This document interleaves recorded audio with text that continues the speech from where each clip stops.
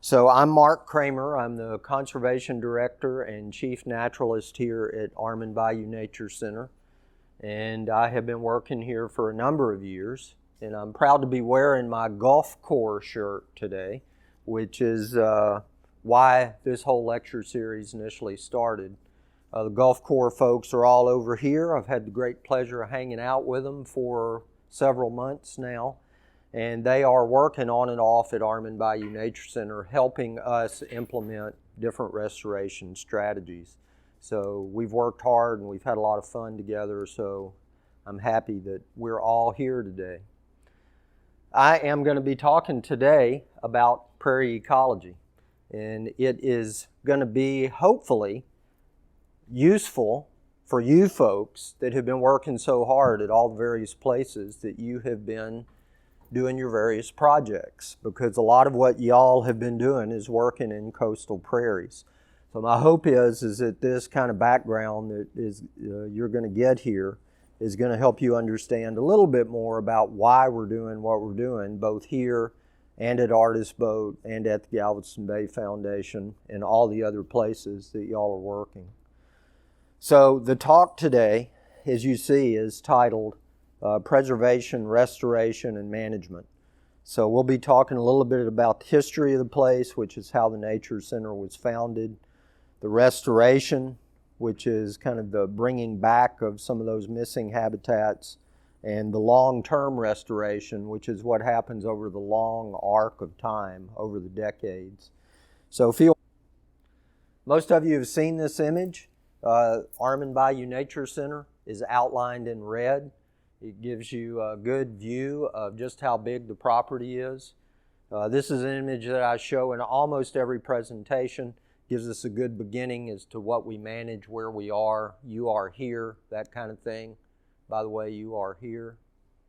And that's the big main parking lot that you drive by right out in the front. So this polygon on the left is about 1,900 acres in size. And you can see the bayou, Armand Bayou, divides that piece of property almost in half. So a lot of the work that the Gulf Corps has been doing has been on the West Bank. And you can see now why that area is called the West Bank, because it's on the west shore of Armand Bayou. Where we are right now, the East Bank is at the other half. So it's roughly 1,000 acres on each side of the bayou. You also notice that we have another parcel on adjacent Taylor Bayou right here, and this is about 640 acres in size. So altogether, we manage about 2,500 acres of some of the beautifully preserved wild land that's left in Harris County. Increasingly, it's difficult for us to find what the land looked like in the Houston area because we have so radically changed it as we have moved in and developed and done what we do with homes and businesses and industries. So this 2,500 acres makes us urban wilderness. And that's a concept you don't often associate with one another, urban and wilderness. But because of the fact we have such a large piece of property, we have wildlife here that you probably wouldn't associate being right in the middle of the largest metropolitan area in Texas. Alligators, bald eagles. You guys on this side of the table, we had a bald eagle encounter just a couple of days ago. A great big bird flew right in front of me and the Gulf Corps folks, 30 feet away from us. It was just absolutely, everyone was smiling. And an osprey with it. In fact, the eagle and the osprey were almost certainly doing their combat thing. We didn't see a lot of that engagement, but I'm certain that that's what that was all about. So, urban wilderness, unusual, right in the middle of Houston, in the big metropolitan area that we are. This is another slide I often start with in many of my presentations because it gives us a vantage point of what the land looked like not so long ago. This is roughly the year I was born. Maybe that is a long time ago to some of you folks. This is Armand Bayou. So when you look at this image, to me, there are a couple of real important aspects to what we see. The first one is Not so long ago, there really wasn't much of anything here. You look at Armand Bayou, we're sitting in a building that is probably right about there right now. Not much in view, not much human structures. When you look at it, you got to look mainly for these roads. That's the area where NASA was first being constructed. So this airplane flew over when NASA was just beginning, and they wanted to capture that moment. So you can see those few roads of the early beginnings of NASA, but mostly everything else is open. So that's one of the important messages of this image, is that we've come a long way in a short amount of time in the number of people that live in our area. Radical change. The other thing, for me as an ecologist, when I look at this image, I also see the three representative ecosystems of the upper Texas coast. That means estuaries. Armand Bayou is a mixture of rainwater and seawater. Forest, this coastal flatwoods, dark green ribbon that lines the edges of the bayou. And mostly what we see in this image are grasslands. All of this kind of russet potato brown color are coastal tallgrass prairies. So those are the three representative ecosystems of our area: estuaries, forests, and grasslands. So 1960, not much here. Today, we fast forward, major changes. Changes in human population density and the sheer numbers of people that live in our area. Harris County is continuing to grow. Harris County is already the most densely populated county in Texas, the third most densely populated county in America. So lots of businesses, roads, industries, and home sites. So it makes the land more valuable, both for wildlife and for people, because there's not that much of it around anymore. We opened our doors in 1976 to this building with a twofold mission statement. Big part of my job is to manage those lands that are under our care, trying to enhance their value for wildlife. The second part is to provide educational experiences for people to understand local ecosystems. And I emphasize the word local because we have kind of a gap in our education system in that we do a pretty good job about teaching on global systems, coral reefs, tropical rainforests, so forth, big, important global ecosystems. But if you ask Houston area residents what a coastal tallgrass prairie is, usually you get kind of a blank look on people's face because they've never heard of that term, even though those coastal prairies really are our ecological heritage. It's what the area once was covered with, as we just saw, are those grasslands. So as we zoom in a little bit closer, you can see those three ecosystems in a much more detailed fashion. You can see the waters of the bayou flowing right up the middle of the refuge. These forests are described as coastal flatwoods forests. That means that they only occur right along the edge of the coast. It means that the topography is very flat, which is why they're called flatwoods. And another way we describe these forests are riparian forests. That word riparian means a plant community that follows the edges of a river or stream. So you can see how the woods grow immediately adjacent to the bayous, the rivers, and streams in the Houston area. You can also see prairies here. In fact, you can even see prairies that have a little bit of a burn signature, this blackened area where we've conducted a prescribed burn. But these three ecosystems converge here: estuary, forest, and grassland. And that is really what accounts for the great diversity of life here at the Nature Center. Tremendous wealth of species that occurs here. Lots of different plants, lots of different animals, tremendous number of birds. We have about 220 bird species that occur at the Nature Center.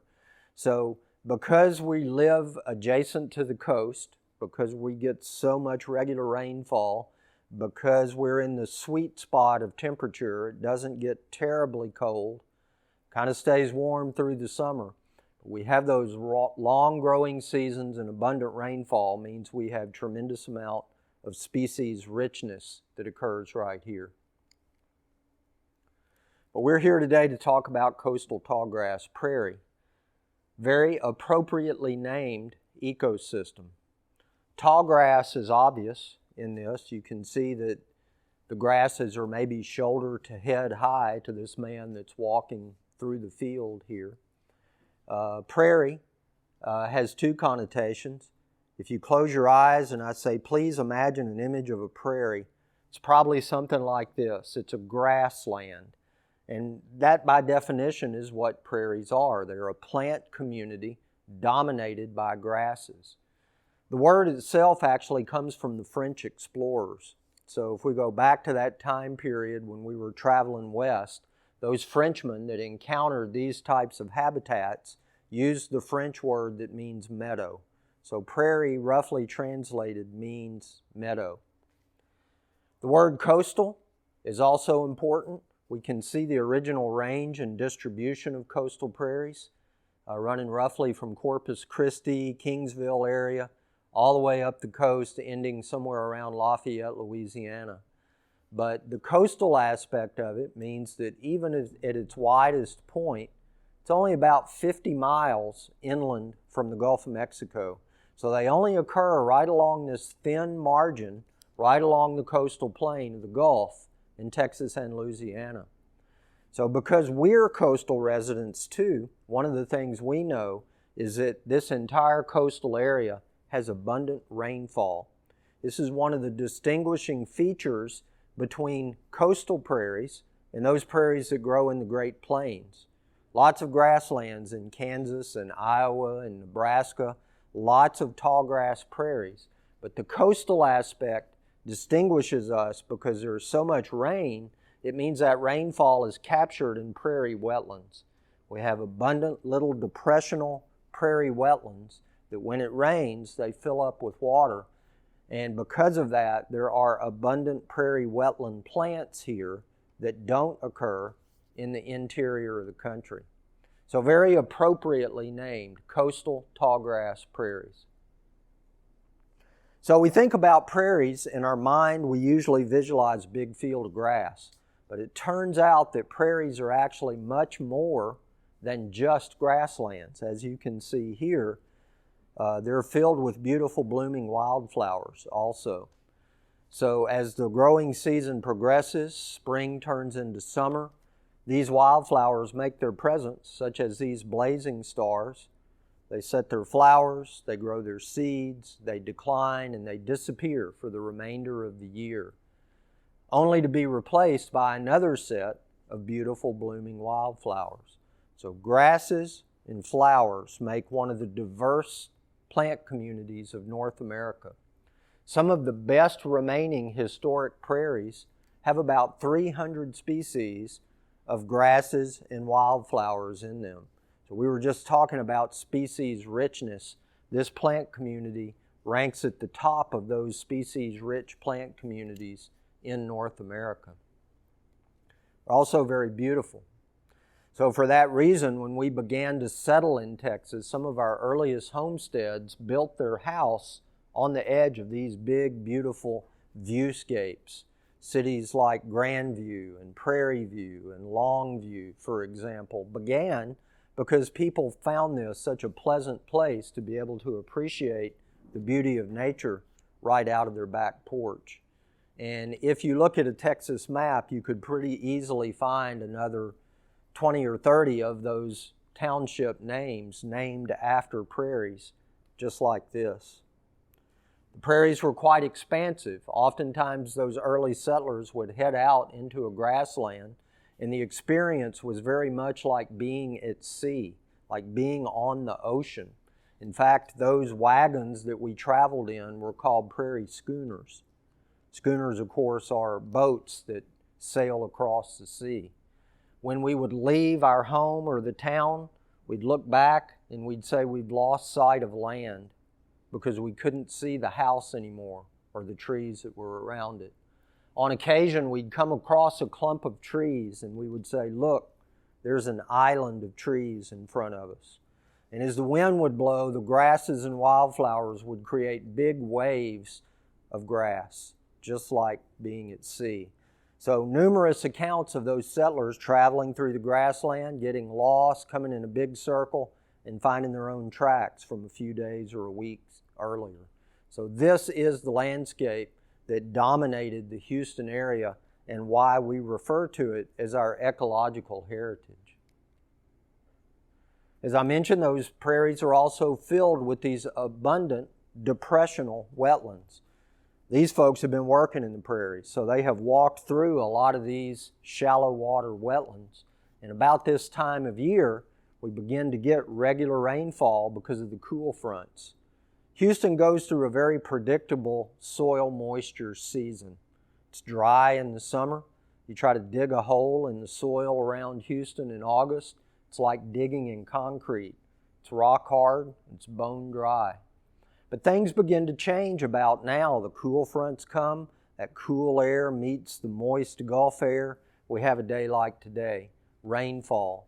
And when those rains fall on that prairie image of 1960, that huge expanse of prairie, there would have been thousands of these prairie depressional wetland features scattered throughout that view.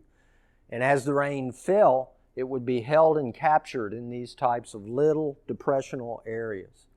Around here, topography is very subtle.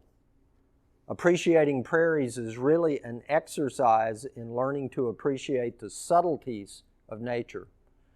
We describe the coastal plain here as being flat and featureless. And that's not really true if you look at the subtleties, because just a foot or a few inches as the change in elevation means we have these prairie wetlands that are created, and they play a number of important roles. As rain falls in these types of wetlands, it creates habitat. Breeding habitat, Gene. Breeding habitat for frogs and amphibians particularly.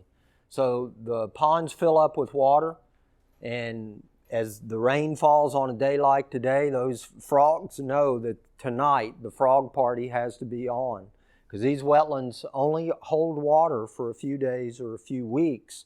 Because these frogs go through their metamorphic process, they lay their eggs there. Their tadpoles have to go through that entire transformative process before the prairie wetlands dry up.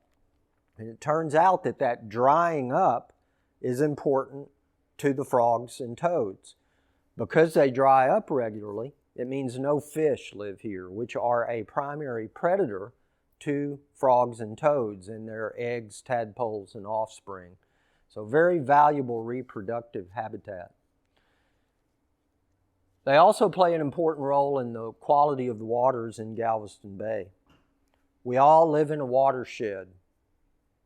All of us live in the Galveston Bay watershed. So if we could go back in time to that 1960 image of all prairies, horizon to horizon, we have a big rainfall event. These prairies fill up with water. The water's held for a few days or a few weeks, and that residence time allows for many of the impurities to be absorbed by these prairie wetland plants. Nutrients, sediments, toxins, they all are filtered out in this wetland before the water is slowly released back into the bayous and back into Galveston Bay. So they play a critical role in the health of the bay and of all those fish that I like to eat that are on the seafood platter.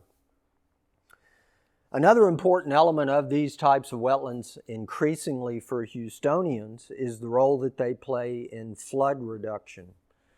So imagine that 1960 image. Imagine we have a big rainfall. Imagine that these wetlands are working like a sponge. They're absorbing the rain. They're slowly releasing it back into the bayou, much like a detention pond that you might see in your neighborhood or on your drivings around Houston. However, now think about that 2018 image where Houston is mostly rooftops, roadways, parking lots. Those are impermeable surfaces. They don't hold water. In fact, they very quickly usher the water back into the bayous. And because of that, often a big pulse flood event where the waters rise quickly in the bayous, They might even escape the banks of the bayous and get into our homes. So these types of wetlands and natural areas are increasingly referred to as green infrastructure. We think about infrastructure in a city as something like roadways or wastewater treatment plants or that type of thing.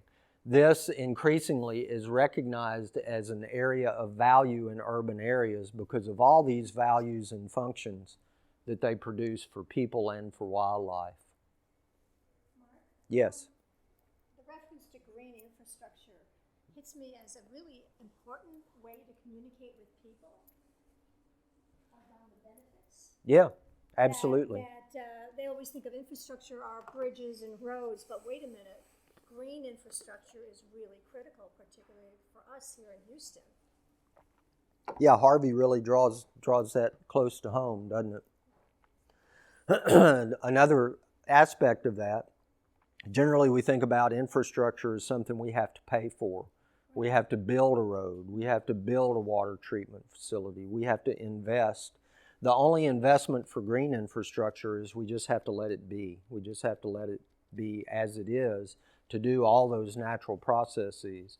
So those values and functions come to us at no charge. If we were having to pay for that type of water detention, water purification, it'd cost quite dearly. On that note, wasn't there a grant or something recently that the Nature Center got to kind of incorporate the north part of the bayou, the land on the north part of the bayou for water retention? I was at that meeting this morning, actually, and it is associated with the big Harris County bond measure that we voted on the 1-year anniversary of Harvey. We very wisely held this bond vote measure exactly to the day 1 year from the Harvey flood. So the answer is, yes, it was passed. The monies are going to be used for flood mitigation and flood reduction, and one of the tools and techniques is purchasing land, especially in the 100-year floodplain. Because where it's very difficult to argue any of this is if you build your house next to a bayou in a 100-year floodplain, what do you think might happen to it? So we buy those lands, we keep them held in the public trust, we prohibit any type of structures being built in it. So the answer is yes. That's what we hope is that more of that land north of Bay Area Boulevard, which is not part of the Nature Center, will be purchased and added to what we manage. Well, here's prairie again, but it looks different. How does it look different? Yeah, it's drier. It's brown. So it turns out that right about now, right within the next few weeks, we typically get our first frost in the Houston area. And it's going to happen next week. We're going to have a freeze next week. And it is going to be projected as one of the earliest freezing temperatures in Houston in 20 years. So I don't know if you guys watched the weather or not, but that came up today as I was watching it. So the freeze and the frost contribute to this prairie looking like this. During the growing season, the grass is green. But during the fall and winter, grasses are dormant. You don't have to mow your yard in the wintertime. That's because all of the living tissue in the prairie plant community retreats below the soil surface. The only thing alive in the prairie in winter are the roots. So this is all dead, dormant thatch. Dead and dormant. Last year's growth of leaves and stems and seeds. And because the grass is so dry during the fall and winter, makes it very susceptible to carrying fire across the landscape. We're going to talk more at length about fire a little further on. Most of the biomass of the prairie is underground. So these tall grasses, 4 or 6 feet tall, may have 20 or 30 feet of root down below. So because of this, prairies are often referred to as upside down plant communities, largely because so much of that living tissue is underground. So, the most abundant ecosystem in the Houston area, described as Houston's ecological heritage. Today, these coastal tallgrass prairies rank amongst the most critically imperiled habitats in North America. Experts estimate that less than 1% of coastal tallgrass prairie still survives. So that's a potent statistic. 99% of coastal prairies are gone. So that makes us ask the question, gone where? Where have all the prairies gone? And to begin that discussion, again, we have to go back in time. And we'll go back to where this largest land animal in North America numbered about 60 million. So at their peak, these herds of bison traveled across the landscape doing what you see in this image right here, which is grazing. And you might imagine this largest 1,500, 2,000 pound animal can eat a lot of grass in a day. And they traveled in huge herds, herds that are hard for us to imagine how big that they actually were. I have a book here called the Buffalo Book, and I'm going to read a couple of paragraphs out of it. I think I'm okay. I just need to find the right page. One night in June 1869, the state militia set out on a scouting expedition. All night long, the guards reported hearing the roar of the buffalo herd, and in the stillness of the bright morning, it sounded more like distant thunder than anything else it could be compared with. It was the tramping of the mighty herd and the moaning of the bulls. As far as the field glasses would carry the vision towards the blue hills, there was a moving black mass of buffalo, all traveling slowly to the northwest at the rate of about 1 to 2 miles an hour. The northeast side of the line was about 1 or 2 miles away from us, but all of the other sides were undefined. They were moving deliberately and undisturbed, which told us there were no Indians in the vicinity. We marched down and into them. A few shots were fired. The herd opened up as we passed through and then closed up behind us, while those to the windward, which caught our scent, ran away. That night we camped behind a bend and bluff on the branches of the Limestone River. All night the buffalo were passing with a continual roar. Guards were doubled and every precaution was taken to prevent them from running over the camp. The next morning we turned our course, marched north, and at about noon finally passed out of the herd. Looking back from the high bluffs, we gazed long at that black mass of moving bison. And many times the question came to mind, how many were in that herd? The answer, of course, no one could tell. But the herd was not less than 20 miles in width. We never saw the other side, which meant it was at least 60 miles long. We estimated 2 counties of buffalo. So visualize Harris County. Visualize maybe driving from Galveston to Conroe, and imagine that that entire length is a bison herd. And you begin to see what a role these animals played in grassland ecology. They're referred to as a keystone species because of that. You may have heard that term. That's an animal whose presence is so important to the health of an ecosystem that if it disappears, the entire character of the landscape changes. And the bison did disappear. They went from a herd estimate of about 60 million down to less than 1,000 animals in the U.S. So very near the edge of extinction. If it weren't for just a handful of people who worked to preserve those few remaining bison, they would surely be gone. This is a mountain of bison skulls if you can't make out what that image is. Where have all the prairies gone? Well, fire is the other ecological influence that has shaped these grassland communities for thousands of years. Fire.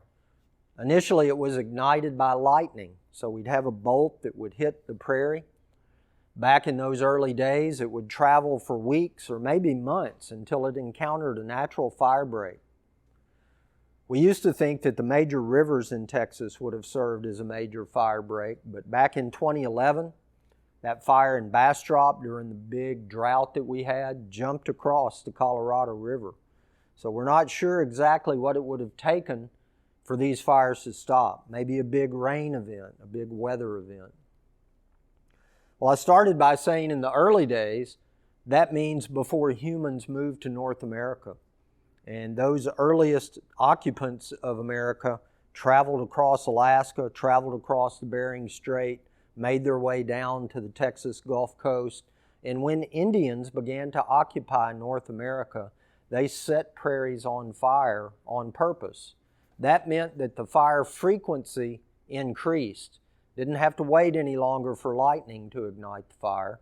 The natives would light the prairies on fire maybe every year. We think probably more like every other or third year, but they did this for several reasons.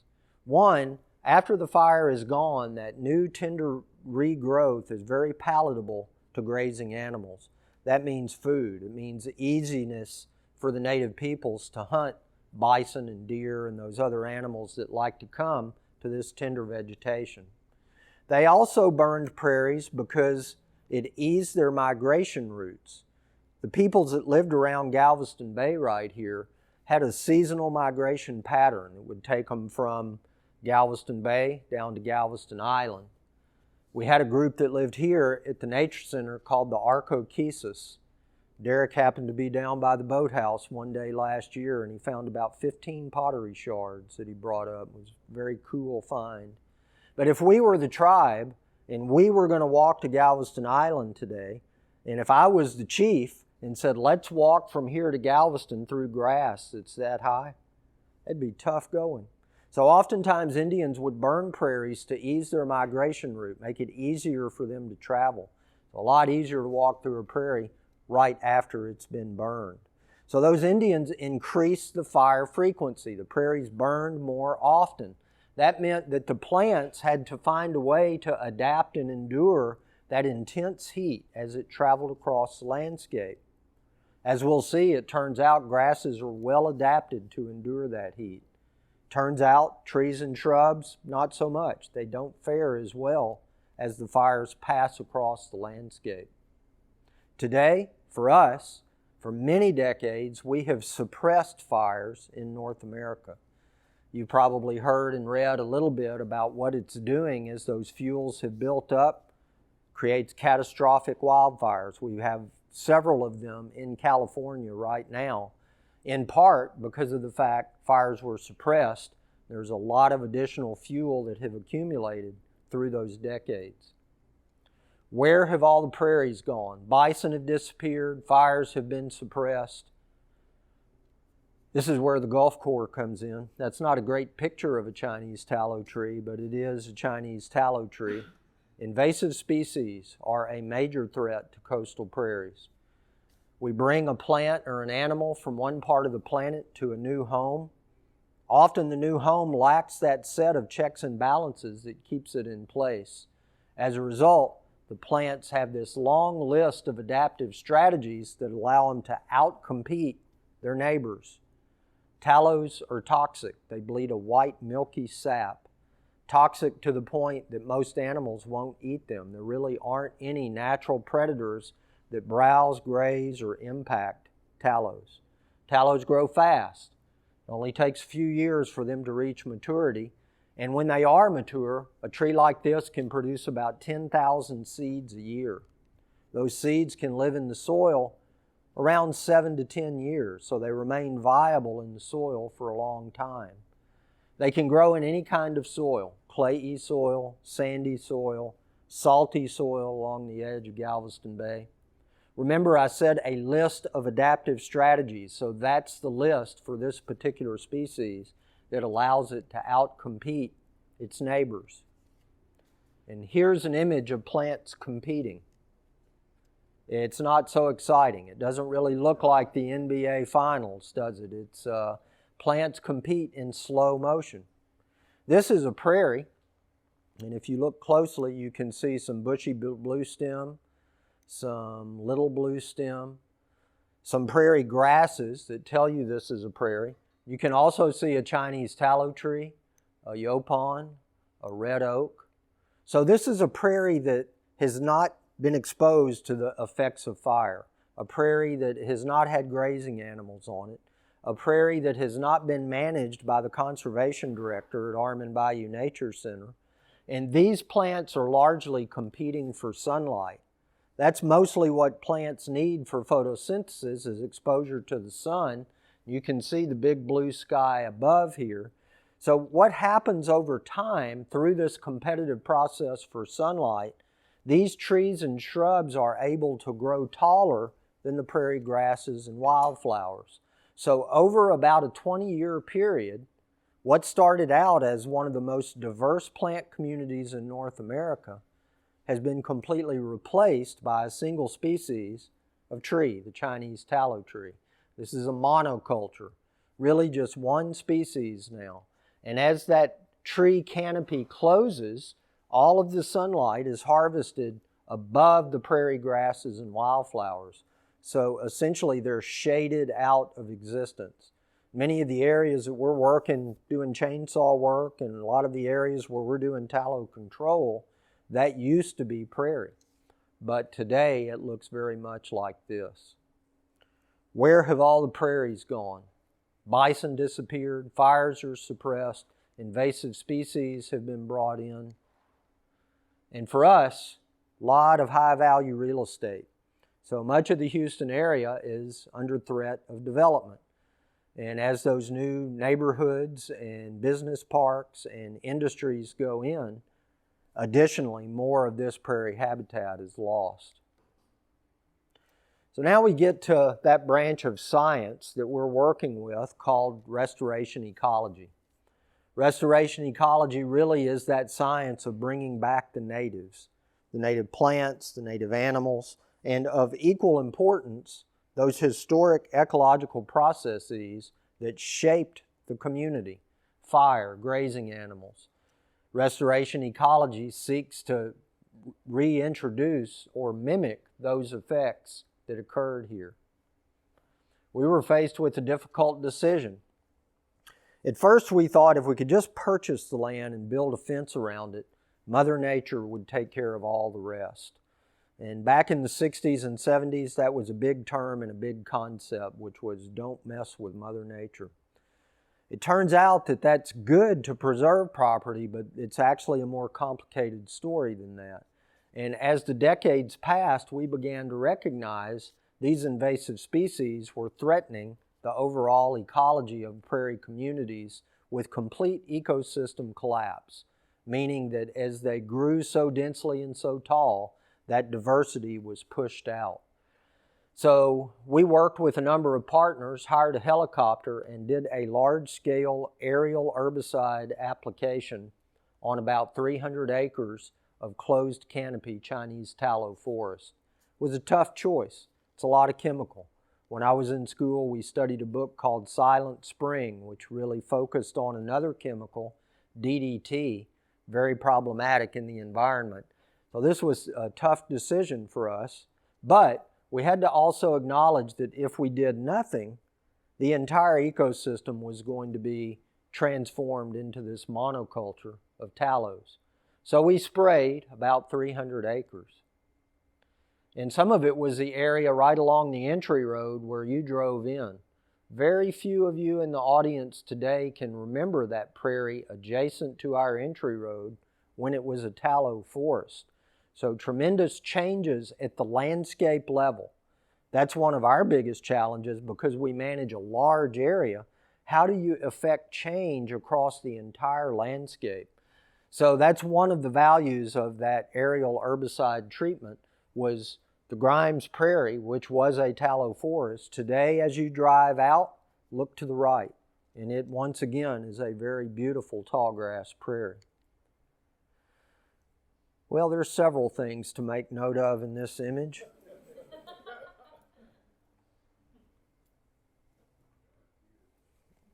Yeah, find a gray hair in there. That's one thing. This is about 20 years ago or so when we were doing the real bulk of this treatment. So here are tallows that have been sprayed from the helicopter, and you can see that they are really declining. Maybe not dead, but they are really stressed and on their way out. But what do you think that is around my feet? Young tallow trees. Chinese tallow seedlings. So you remember that long list of adaptive strategies. And remember the 10,000 seeds per year. So all of these trees that we just killed above me, now that sunlight is penetrating all the way down again, those tallow seedlings, their population is exploding. So it turns out that we have to use a strategy called integrated pest management. What that means is we try to use as many different treatment methods to add stressors to the invasive species to eradicate it. So we followed that original aerial treatment up with a big heavy-duty chipping machine. This big tractor-looking thing mows the trees down. It turns that dead, dying tallow forest into wood chips, which is what you see here in the foreground. A difficult story for us to tell back in the 1990s because we would often get phone calls, and the phone calls would be, you know, that Mark Kramer, he looks like a tree hugger, but you're killing all the trees out there. What's up with that? So difficult for us to have this discussion and be able to explain to the public why we were killing trees at a nature center. Today, I think we have a better understanding of invasive species. Did that help eradicate the little seeds? I mean, after 10 years, you say they can survive for 10 years? It helped, but we did ground-based follow-up herbicide treatments after this. We mowed, we burned, and at every chance we talk very badly about Chinese tallows. That's really our integrated approach.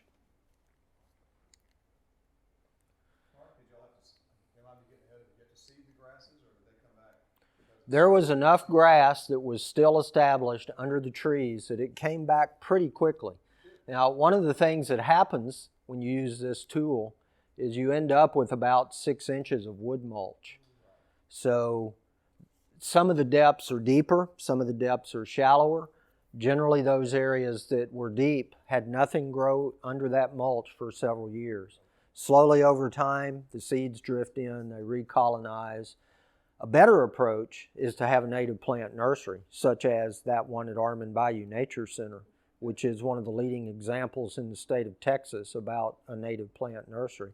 And then you take those plants back out into these restoration sites, which is, of course, what we're doing now.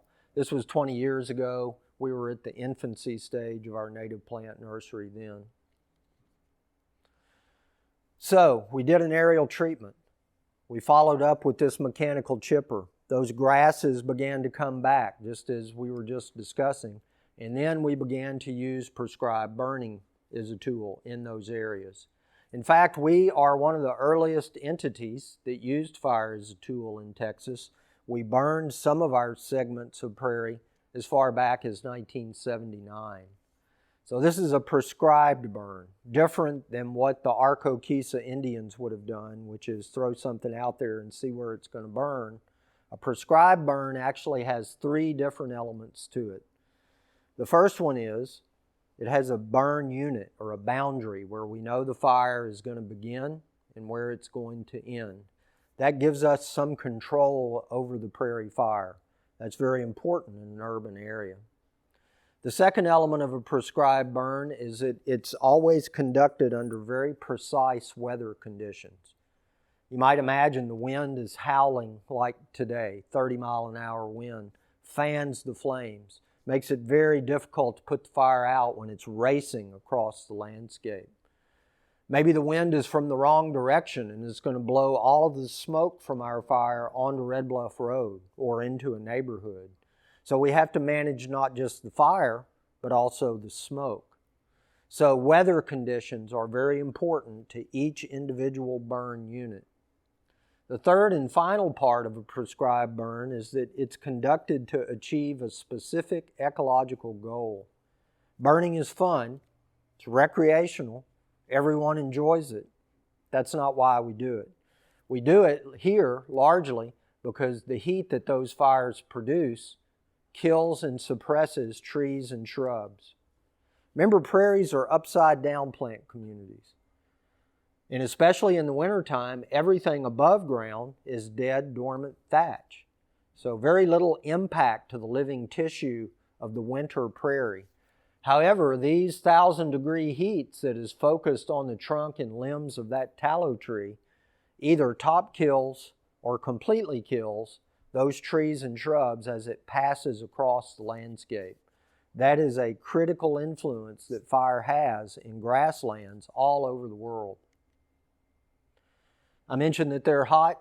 It makes it very difficult for those trees and shrubs to live through that heat as it passes across the landscape. And one of the most dramatic spectacles of nature that you'll ever witness is one of these big prairie fires roaring across a burn unit, consuming 25 acres of grass in maybe 3 or 4 minutes. Once it's done, the first time that you see a blackened area after the fire has passed, you think, what have we done? Because it sure looks as if you have created a lunar landscape where you have killed everything. But it turns out that this blackened soil surface in the wintertime absorbs sunlight and heat, warming the prairie soil. And the reason we're talking about bacteria populations and temperatures is that there is a very special specific prairie bacteria that actually is a nitrogen-fixing bacteria. So you may have heard some plants like legumes, they can pull nitrogen out of the atmosphere. Most of the air that we're breathing is made of nitrogen, and those nitrogen-fixing plants can pull it out of the atmosphere and fix it in the soil. The reason that's important is that nitrogen is critical to plant growth. You look at a fertilizer bag, those 3 numbers on the front of the fertilizer bag are the ratio of nitrogen, phosphorus, and potassium. So when it's there in the soil, plants grow vigorously. If it's absent, plants kind of languish. So, why are bacteria important? These bacteria are nitrogen-fixing bacteria. They can pull the nitrogen out of the atmosphere, they can fix it in the soil. It's important for that to be there for prairie plants to grow in a lush fashion. Let's watch a video.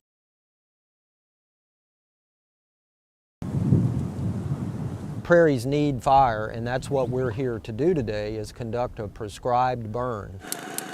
Grasslands are considered a fire-dependent ecosystem. They actually need to burn in order to be healthy. And experts believe that originally these grasslands caught fire about every 3 to 5 years. And what we're doing is burning all of the fuel out along this downwind section. We have a water pumping unit. We have trained volunteers with their flappers up ahead of us. So as those flames creep into this mode fire break, it's very easy for us to put them out. So we're actually preparing this downwind section for the big flames. In about an hour from now, will crash over into this side of the burn unit. But when they encounter this area where all the fuel has been burned away and it creates this blackened line, then the fire goes out. This is an area that was burned 2 weeks ago. And notice the blackened stumps of the grass where the fire occurred, but also notice how quickly the grasses have recovered. So the humidity's a little high, grasses are a little green, wind's a little light, but all in all, you can see the fire's carrying fairly well. And we've created a blackened line in front of us where all the fuel has been removed. We have a nice established black line here, which is very secure. So whenever we light the fire upwind, it'll burn into this blackened area and just go out, and that's just exactly what we want. We're going to divide up into 2 ignition teams, and we'll take 2 torches and meet in the middle. We're starting the head fire at 2:27. We'll make a note of that, start the pumper. The flames are going to be pushed into the remaining fuel, the remaining 40 acres of dry grass. And that fire, that head fire that's being pushed by the wind into those dry fuels is going to consume this entire 40 acres in a very short period of time. The fire has a bunch of different effects on soil ecology, primarily enriching the soil with nitrogen through the influence of these nitrogen-fixing bacteria that the blackened soil surface promotes. Once the flames move into the burn unit and the intensity of the heat is subdued enough for us to get in with flappers, we'll flap the whole line of fire out. We really rely on volunteers. If you're interested, you can contact me, Mark Kramer at Armand Bayou Nature Center, and I can get you on the email notification list for Prairie Friday and tell you how you can become a trained part of our burn team here at the Nature Center. All the info's on our website.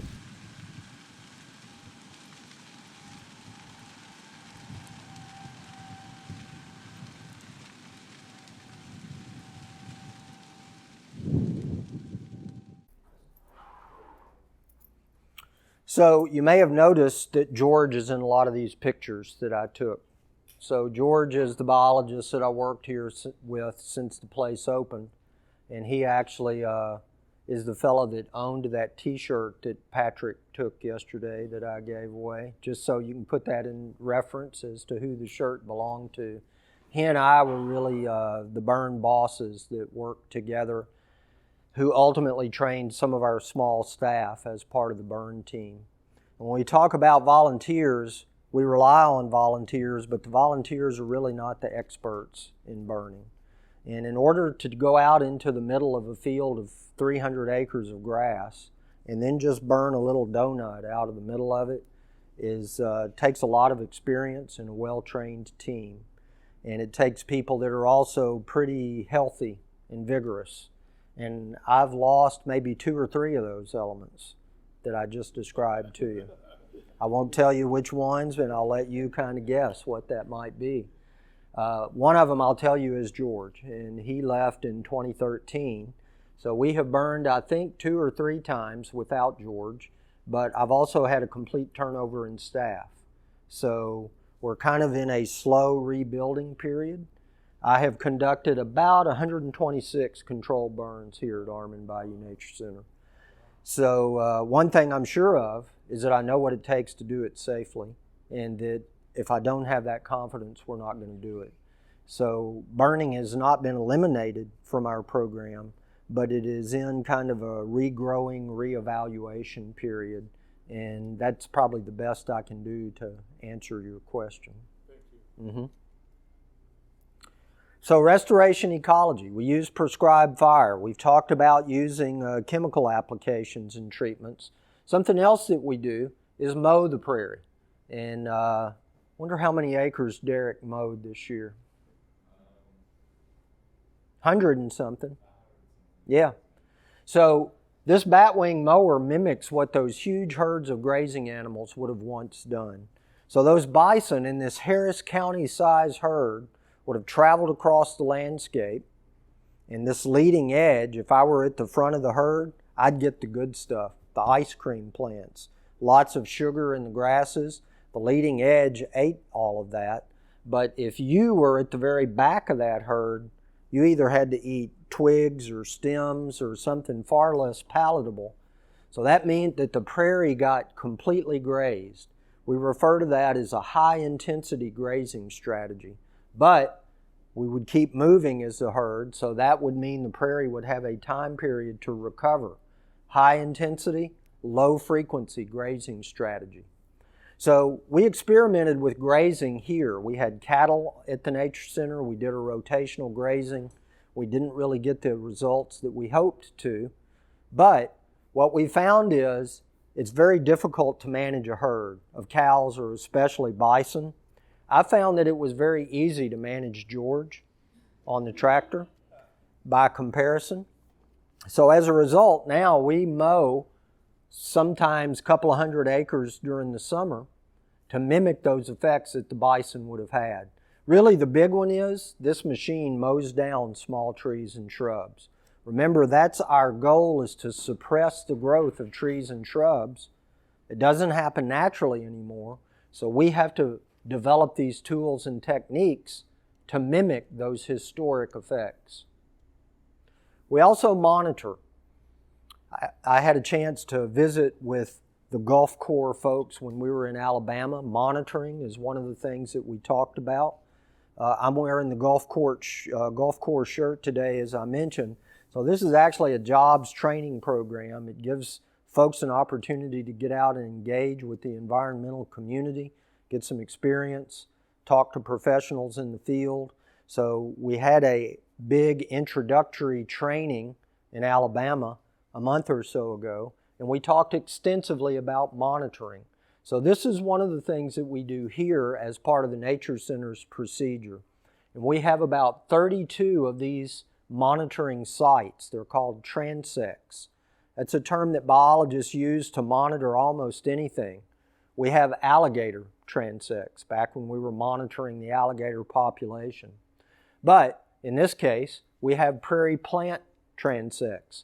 So these 32 study areas really are just two pieces of white PVC pipe.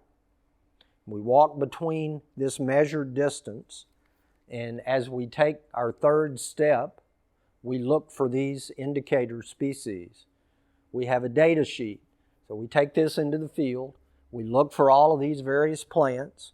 One of the things we learn as time goes by as naturalists, every plant can tell us a story. In our case, it's easy for us to talk about the one that is the biggest problem, which is the Chinese tallow tree. We go out for years, which turn into decades, and we have a long data sheet, a big data set of how the plant community is changing over time. So here you can see we began in 1999, so we've got almost 20 years worth of data. Significant data set. We can interpret that data into a trend. So you can see how tallow populations peaked and how now they're declining again. So this gives us an indicator, a scientific method to determine, are we moving our management in the right direction? Because if this trend kept going up, we'd have to adapt, we'd have to change, we'd have to do something different to try to get us to our goals. So monitoring, another very important part of prairie management. I mentioned we manage a native plant nursery, another important part of it. We collect seeds and whole plants, and we nurture them in this native plant nursery. And typically in a year, we grow about 15,000 of these 1-gallon plants. That's a lot of plant material, especially to be grown with volunteers. They are the real driving force behind the operation of the native plant nursery. So we take those plant materials that are grown on Prairie Friday with those very enthusiastic volunteers, and we go into the prairie to plant them with high school, college students, and Gulf Corps folks. It's called service learning. Service part is obvious. You take the plants out there, you dig a hole, you put them in. This is the harder part of the job. It's a lot of effort, as you now know, to go out into a wet prairie and be successful at putting those plants in the ground. But we worked with a group from Clear Horizons Early College Learning 2 weeks ago. They brought 100 students. We planted 3,000 of those 1-gallon pots before noon. So that's a tremendous amount of work getting done in a very short amount of time, because we have a lot of busy hands out there getting the task accomplished. Let's watch another video.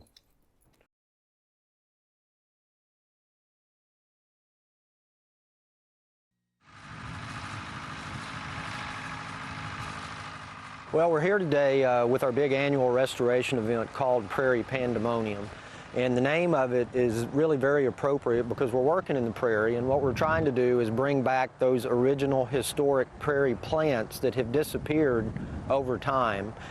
Grazing pressure, invasive species, a whole host of different things have contributed to the disappearance of a lot of the plants that are very important to its ecology. Just go back and forth across until you get down to there. Okay. All right. So whenever you find a hole, you let me know and I'll fill it in the map. You got it. Give it to them so our volunteers will come out here and plant. You got it. We've segregated ourselves into 4 separate sections, each with 750 plants and approximately 20 to 25 volunteers. The process is to take the plants, okay, that have already been incubated and nursed in these 1-gallon pots, and to spread them out evenly within each section. Then we put the prairie plant into the ground, pack the dirt around it, give it a big smile, okay, and move on to the next hole. What you see around us here is the pandemonium part of it. We're trying to plant about 3,000 prairie plants in these 1-gallon containers before lunchtime. So it's taken almost a full year for us to grow this amount of plant material, and then in a very short time window it all gets planted in one day, prairie pandemonium. Somewhere around 110 people are here right now, and so we're doing really, really great because it rained in the last couple of days. We didn't have to water with all this, and so we've been able to get, we were hoping to get 3,000 plants. We're already at 3,500 plants planted already. So it's great morning.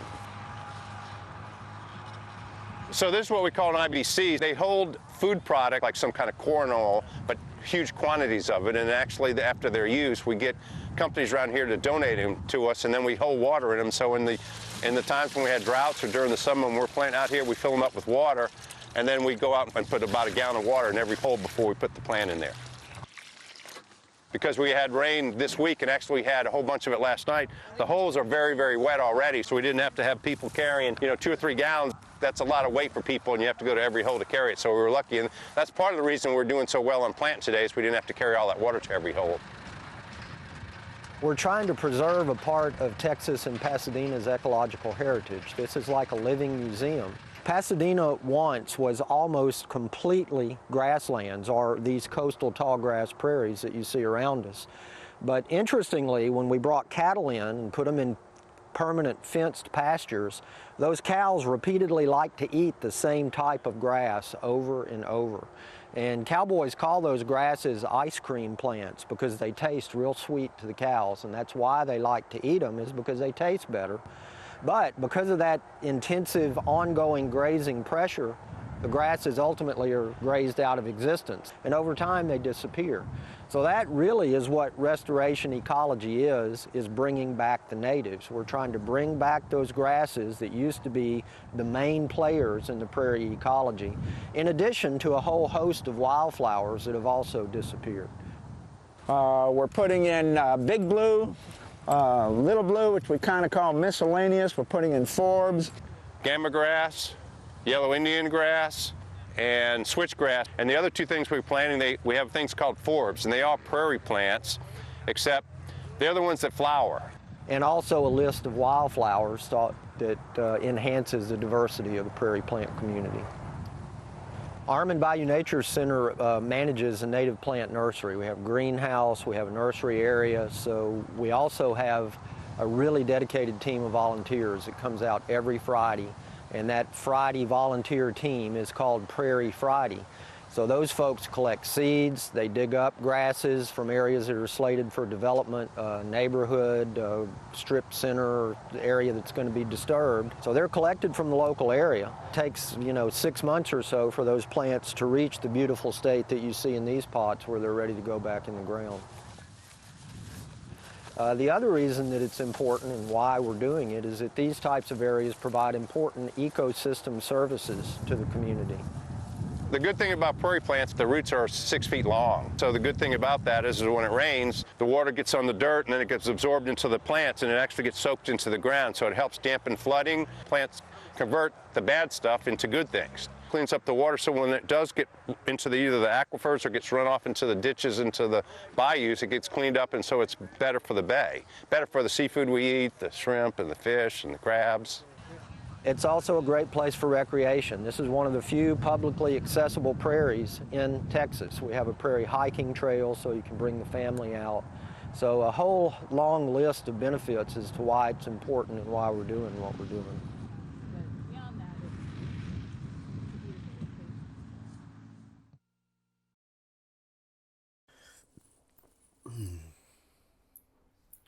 So here's a snapshot.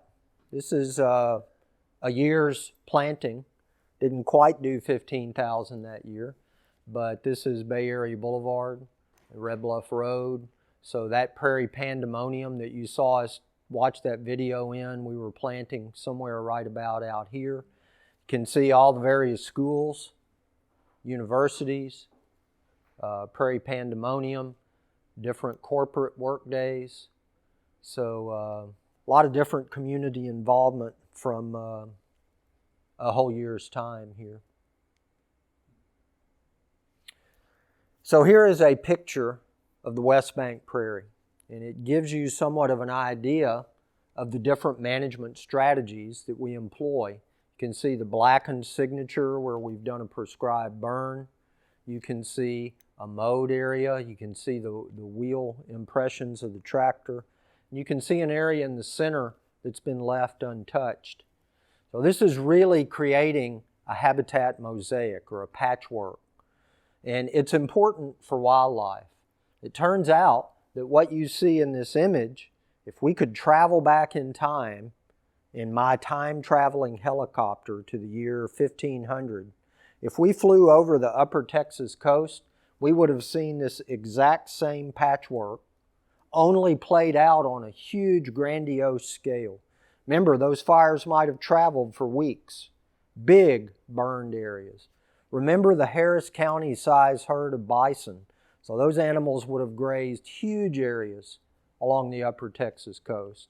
And many areas that were left untouched by all of those influences, such as this area in the center. So it's important for us today because this patchwork enables the Nature Center to support a much greater diversity of wildlife.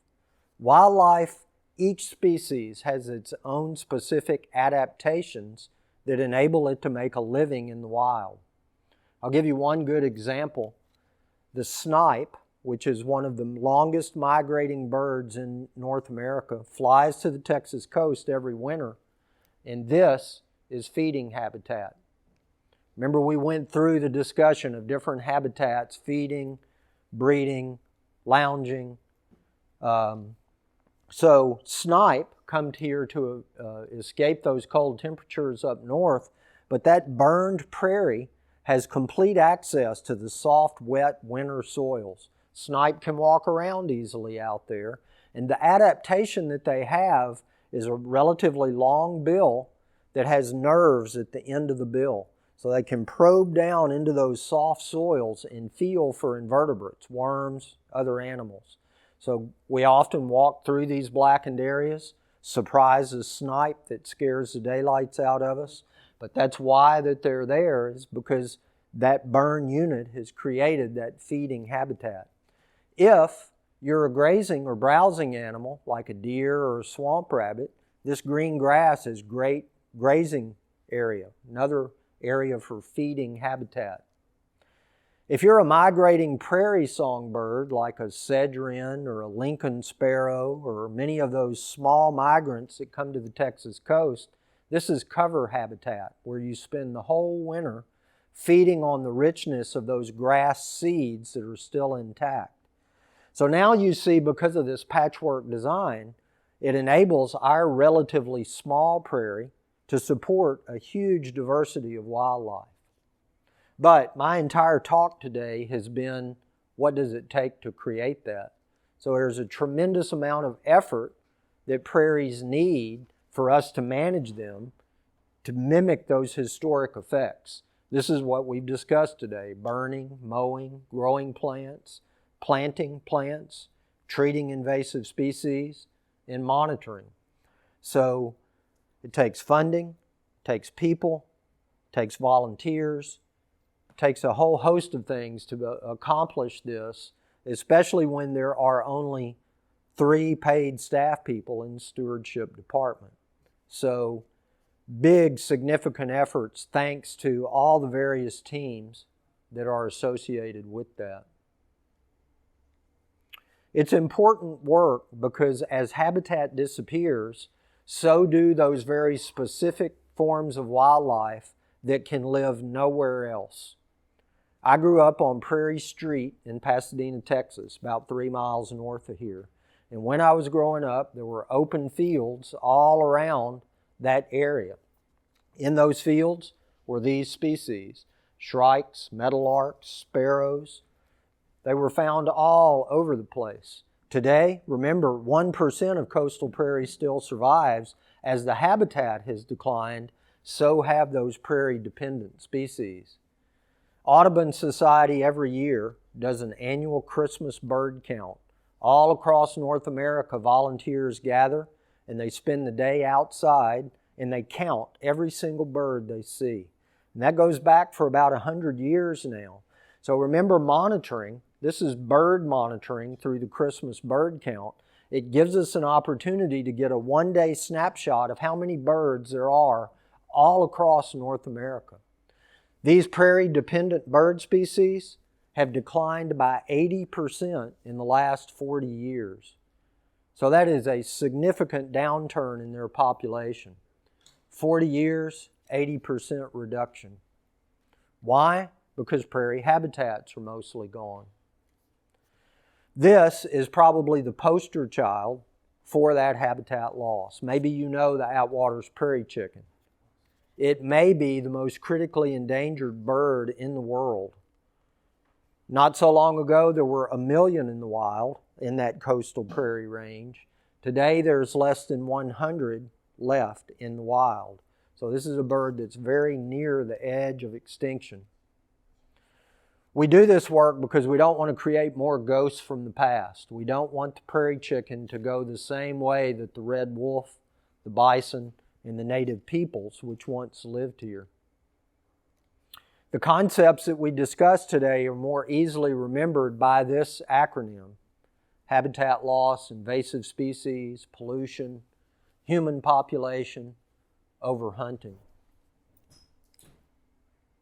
In closing, I'd like to leave you with the thought that originally prairies occurred through the natural influences of grazing animals and of fires that were ignited either by lightning or native peoples. But today, prairies only occur if people actively manage them. When we walk away from prairies today, because there are no naturally occurring wildfires or big grazing animals, they're always over time converted into shrublands as those forest canopies close. So today, prairies are a people-dependent ecosystem. Without management, there are no prairies. The management here is largely because of many of you in the room, so thank you for all of that work and effort.